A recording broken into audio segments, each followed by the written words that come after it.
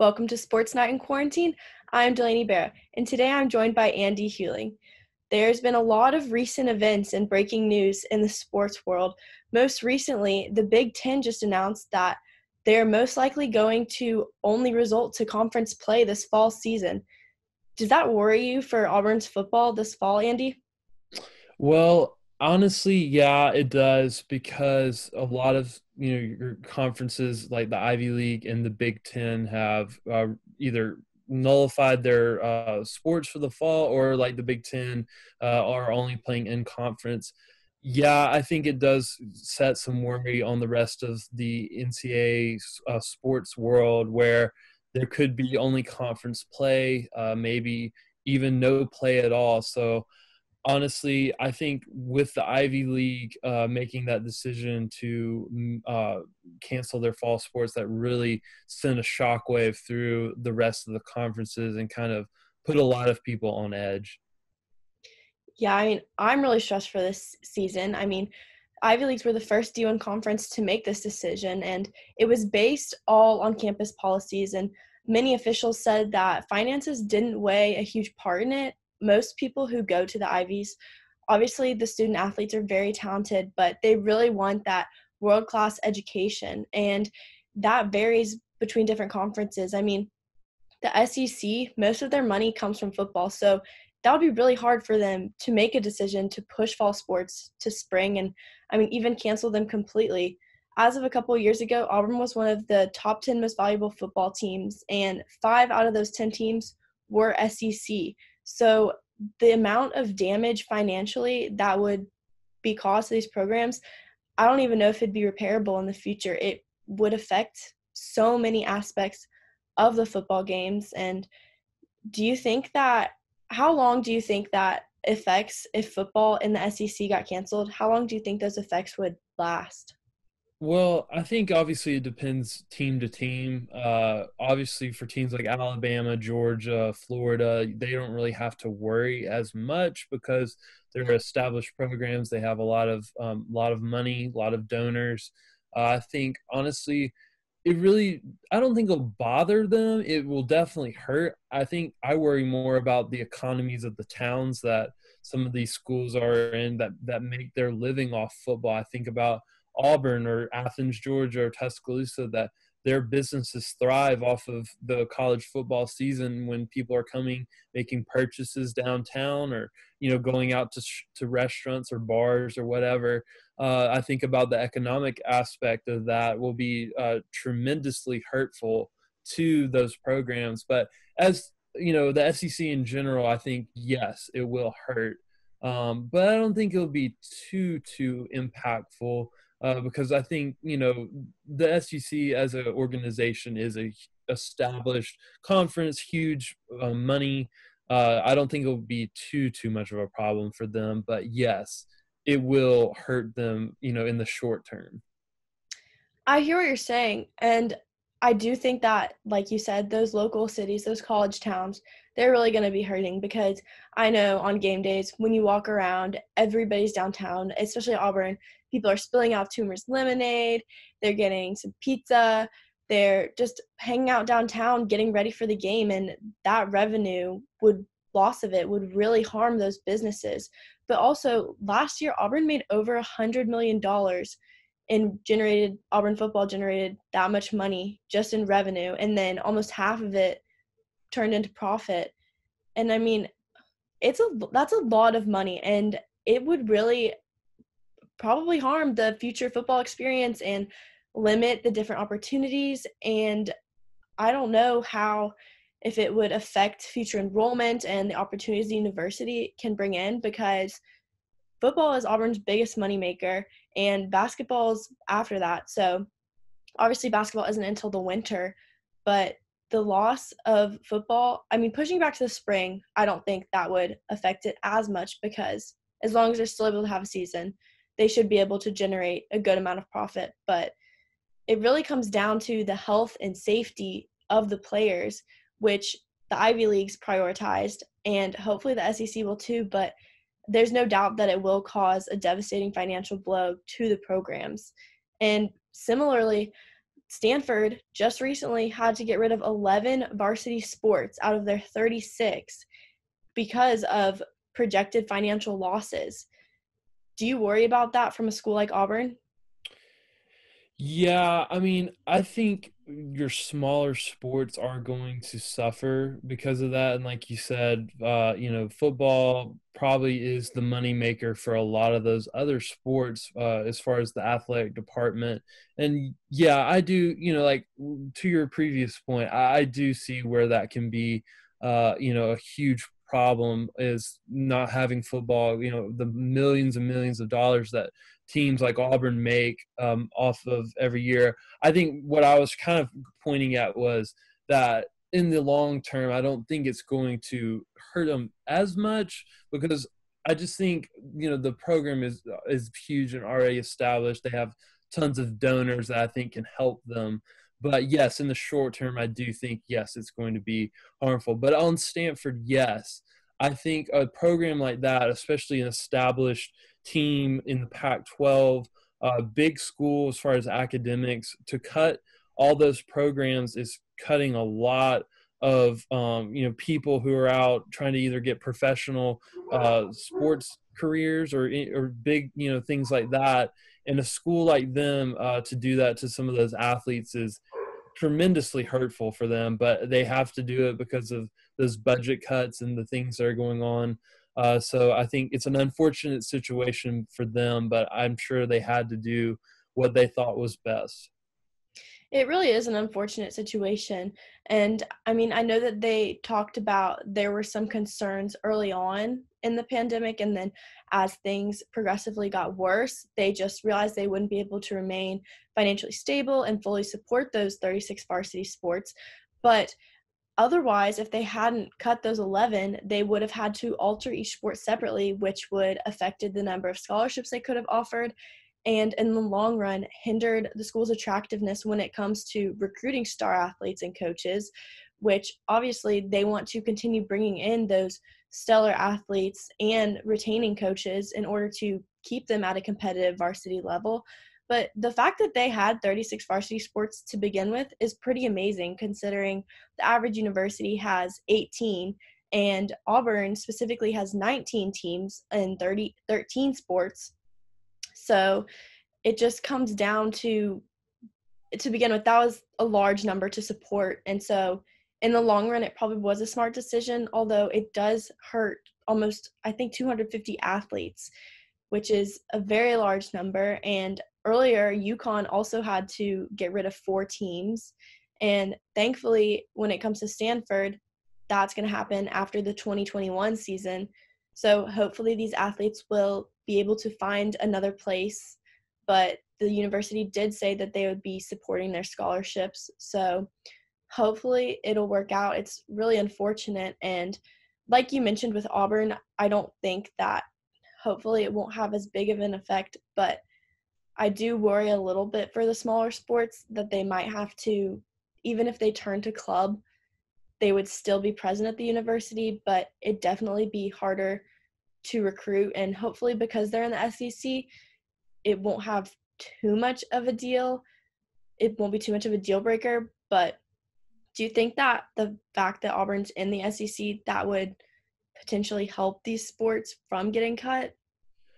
I think it potentially helps, but obviously, I think, it's more up to Auburn on that as far as that decision goes. So it obviously, depends on what Auburn's budget is, what the athletic department, how they kind of deal with all that is going on. But I don't really worry too much about Auburn having to cut sports. I mean, I would say Auburn has done pretty good in a lot of the areas, that they have. I mean, women's sports have really been on the rise the last 5 years. Men's sports are doing great. I mean, I think Auburn's in a position where they don't really have a lot of sports that they could cut per se. But I mean, obviously, like you said, anything can happen.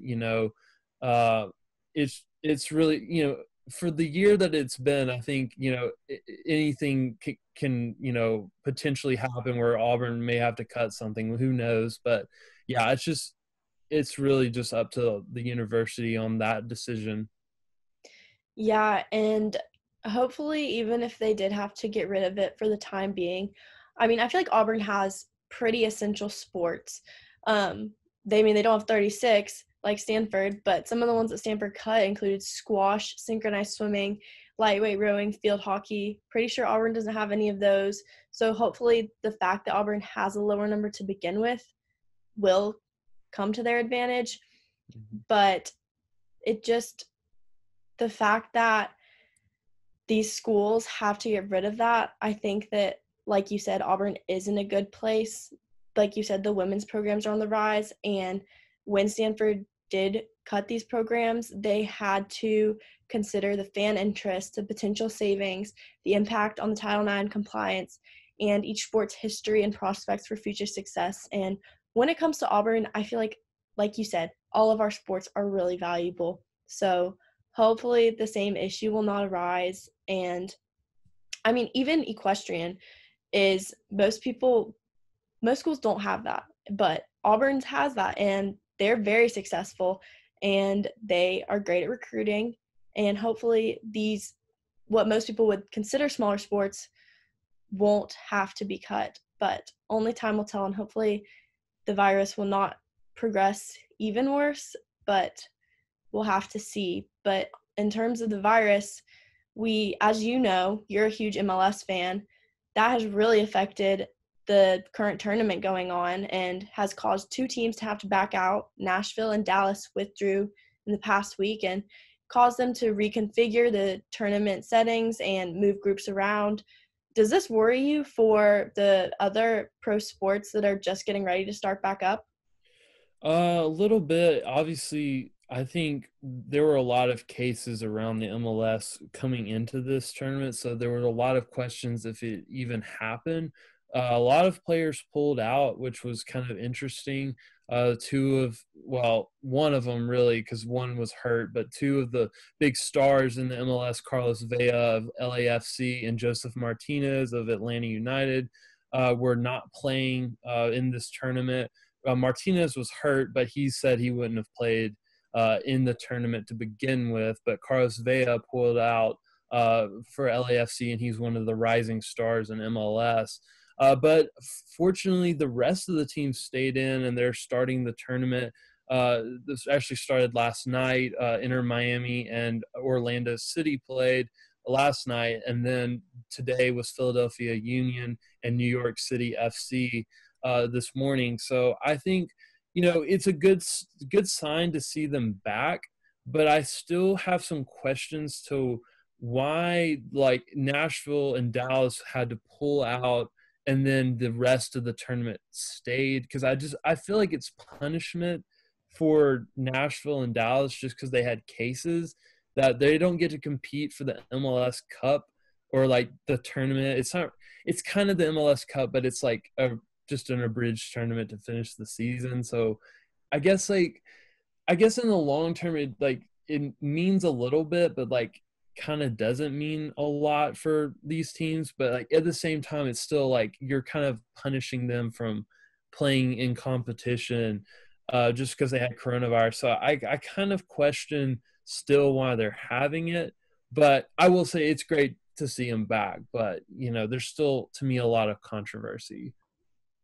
There really is a lot of controversy, and they are in Orlando trying to do a bubble plan. There's no fans, and like you said, it it almost does seem unfair that those two teams had to withdraw.